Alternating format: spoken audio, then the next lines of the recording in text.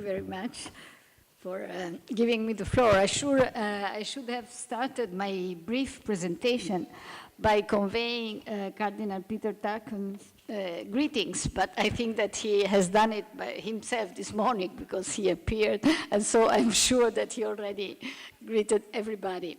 But I would like to thank for the opportunity given to the Pontifical Council for Justice and Peace to present Pope Francis' message for the World Day of Peace of this year, 2015, which contained, under the title No Longer Slaves, but Brothers and Sisters, touches in great part the issues that will be treated in this plenary session.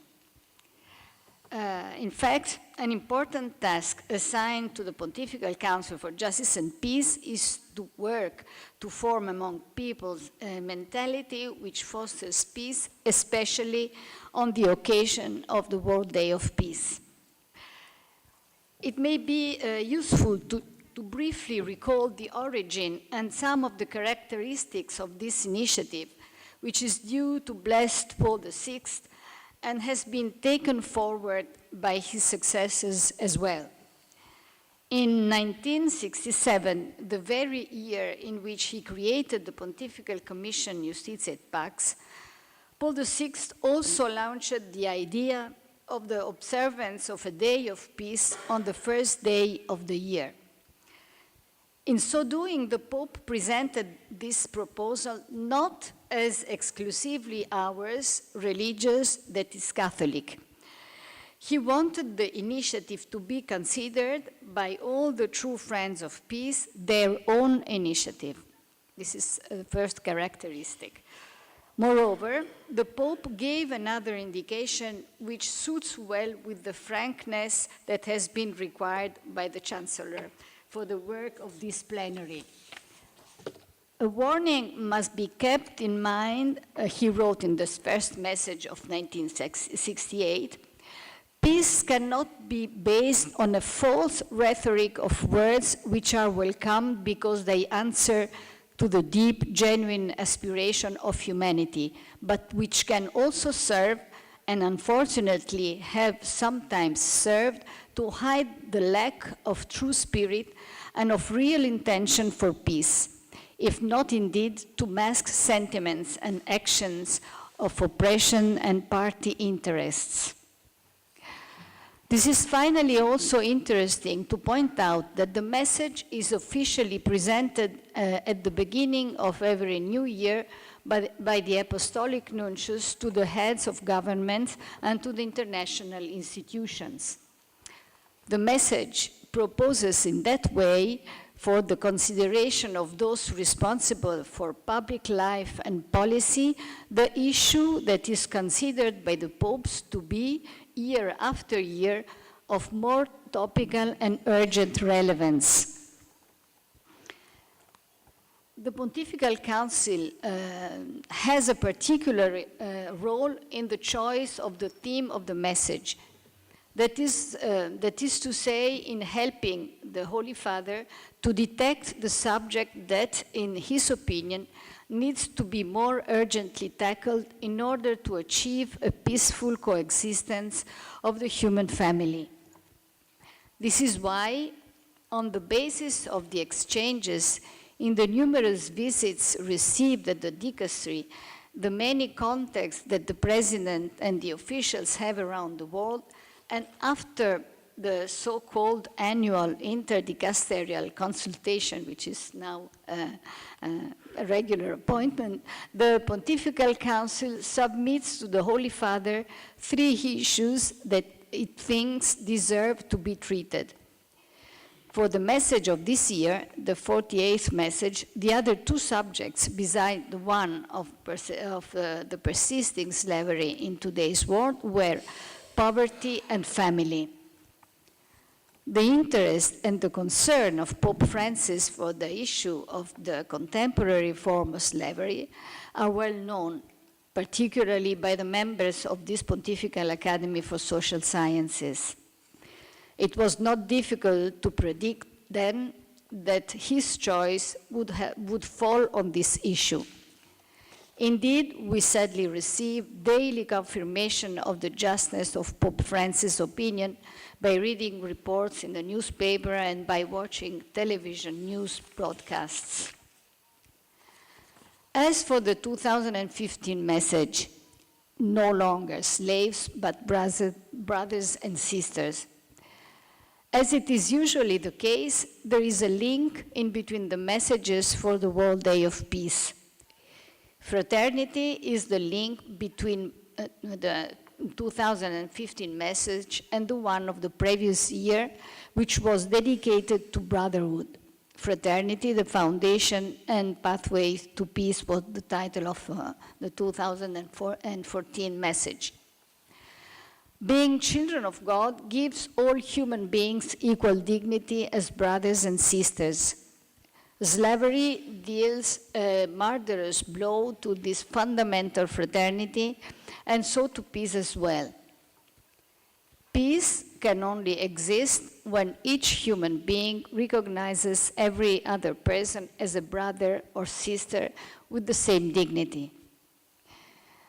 By addressing the contemporary form of slavery in the 2015 message, Pope Francis not only considers the foundation of peace, but also its concrete achievement in interpersonal relations.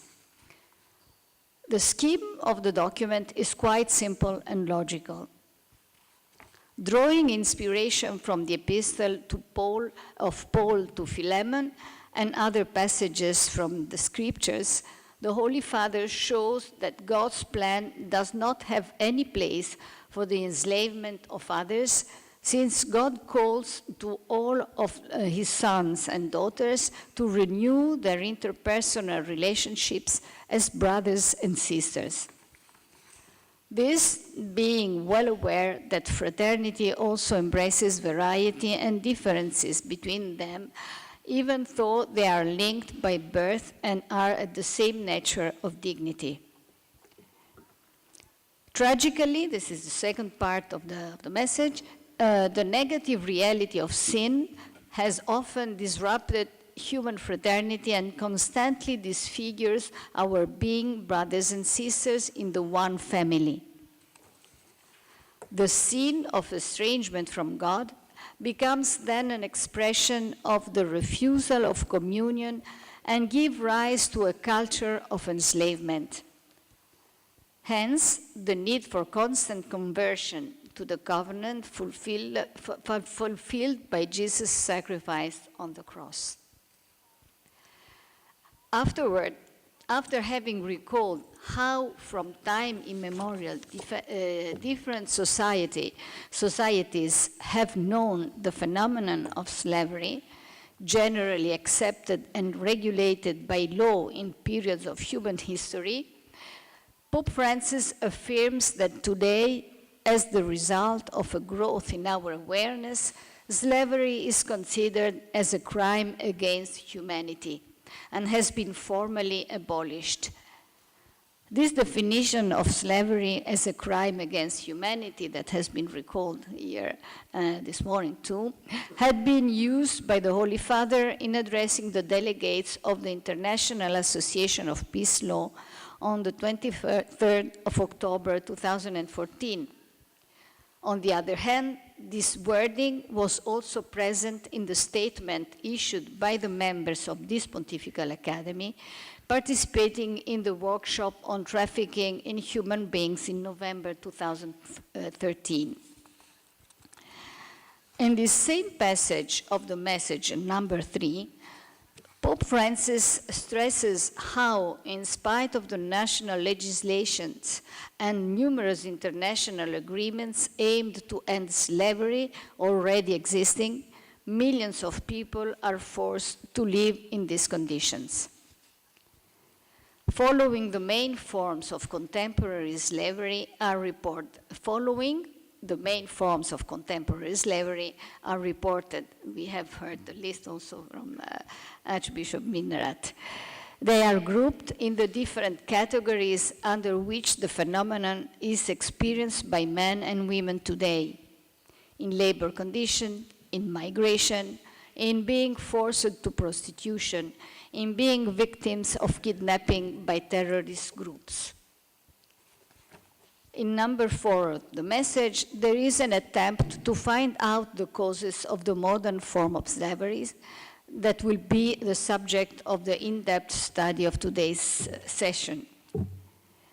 Besides the deeper ontological cause due to sin, the message only quickly mentions poverty, lack of education, lack or non-existent employment, armed conflicts, violence, criminal terrorism, and the festering wound of corruption. This, in addition to greed and the thirst for money that make that persons that are object of trafficking for the sale of organs, for recruitment of soldiers, for begging, for illegal activities, or for disguised form of cross-border adoption. After looking at the causes of the phenomenon, Pope Francis calls for a shared commitment to ending slavery, considering what it is yet doing at different level and by the Catholic Church, with efforts need to be expanded in years to come. This number 6 of the message is crucial for the work of the present plenary session of the Pontifical Academy. The recommendation to globalizing fraternity and rejecting slavery and indifference in the light of the human experience of St. Josephine Bakhita closes the 2015 message of the World Day of Peace. In order to avoid to repeat expression of moral outrage, as recommended by His Excellency the Chancellor, I would just indicate some points of the message that seem to me to be in connection with the subjects that will be tackled in the next days. First, the 2015 message appears as being more concrete than the previous ones. Precise reference is made to the task of all the actors, starting by what is done by religious congregations, especially women's congregations. For this reason, one of the speakers at the press conference for the presentation of the message on 10th December 2014 was Sister Gabriella Bottani, who presented the work carried out by the International Network of Consecrated Life Against Human Trafficking, Talitha Kum, and some other religious sisters that are concretely committed in the pastoral activity and were also attending to the press conference. The opportunity to give visibility to those engaged in working with persons and that are in contact directly with the victims to help them is something new and highly valuable. The principle, the second consideration, the principle of rejecting slavery is formally recognized and generally speaking, the phenomenon is considered a pure anachronism, at least in our society. Sadly, we know that this is not the case.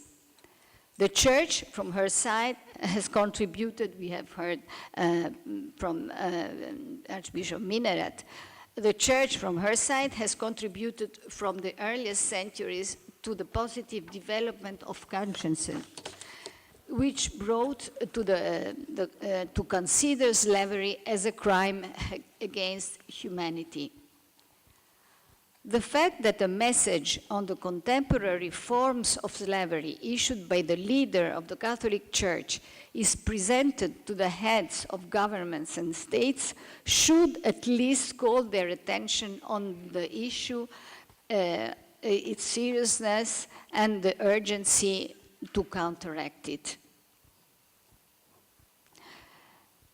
As it happens with regard to many other issues concerning human rights, national laws already exist, and in the majority, at least in the majority of the states, and numerous agreements have been adopted by the international community to fight against the plague of slavery.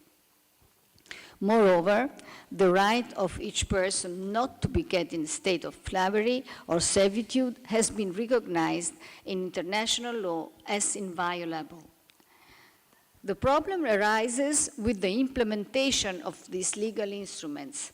The Pope recommends, in fact, that the state provides that its laws include effective means of enforcement, which leave no room to corruption and impunity. We have heard a lot about this, the corruption of the state, not only of the administrators, but of the states. We had been even more the Pope has been even more explicit in the address to the delegates of the International Association of Peace Law that I recalled before. What to do then? In order to fight against the forms of slavery present today, the message gives indication at various levels involved. At the institutional level, prevention, protection, and rehabilitation of the victims, legal persecution of perpetrators, effective means of enforcement are needed. At the level of the international organizations, coordination of initiatives is necessary for combating transnational networks of organized crime which oversee the trafficking of persons and the illegal trafficking of migrants. At the level of business, the social responsibility of entrepreneurs on one hand and of consumers on the other is also called into question.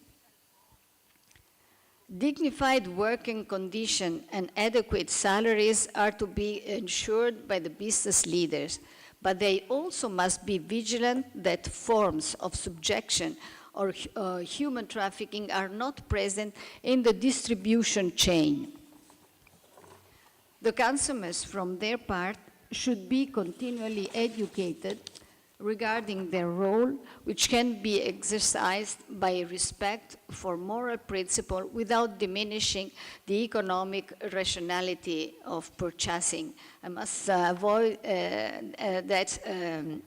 that I have seen this, the video of The Guardian that is circulating on the question of fishermen, and this is really upsetting. I think that this kind of action can be really a good instrument for conscientization. The civil society at its level has the crucial task of awakening consciences and promoting initiatives for combating and uprooting the culture of enslavement. As for the mission of the Church, it is essentially religious but has public implication in different forms at all levels. As already pointed out, the religious congregation work has been specifically mentioned in the message. The religious women and men carry out their activities of assistance to the victims for their psychological and educational rehabilitation and for their reintegration in the society. I must say that really they play a role. I make the example in Italy of this intermediary corps in between and in the perspective of subsidiarity with the state. I must say that many dioceses in Italy, there are foundations to administrate the goods that have been taken away from the mafia. This is the normal instrument, and this help of the Church is not help, but this is almost institutionalized. To every Christian, the message proposes the story of Josephine Bakhita as an example of hope that invites to practice acts of fraternity, to open the eyes and not to overcome indifference. And I have seen that this example has already been very inspiring for the Church in England with the Institute of Sister Bakhita. Finally, Pope Francis recognized that we are facing a global phenomenon which exceeds the competence of any one community or country. In order to eliminate it, we need a mobilization comparable in size to that of the phenomenon itself. The Pontifical Academy of Sciences is at the forefront of this mobilization, under the scientific point of view and under the interreligious as well. And the works of the present session will give, I am sure, further impetus in this regard. Thank you.